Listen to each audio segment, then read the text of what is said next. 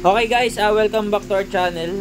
Ito, may check tayo ditong Kia Picanto 2010. Bale, naging problema niya ay EPS, and then rough idling, tsaka wala yung RPM. And then ngayon diagnose natin na ang problema niya pala ay itong EPS module ng engine.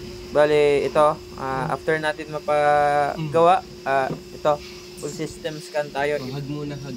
Talagang wala na yung trouble codes about sa EPS. Yan, full system scan.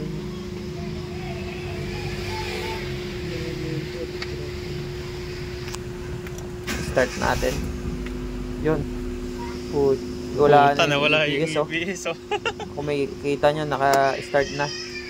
Then yung manubela niya malambot yung na rin RPM, yan. Sir, okay na rin. Kasi noon matigas yung manubela, tapos yung RPM bali, gumagana yung na rin. problema niya EPS.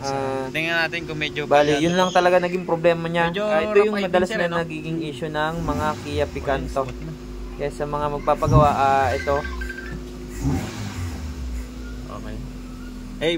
Manubela. Pero matik yan, malambot na to. Malambot na, oh. Lambot na. Sure ball. Sure ball. Kinakabit yung ECU, oh. Lupitan lang yung i-boss yan. Tingin-tingin.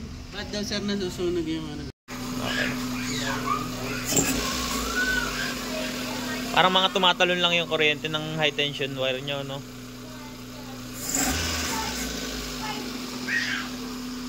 Okay.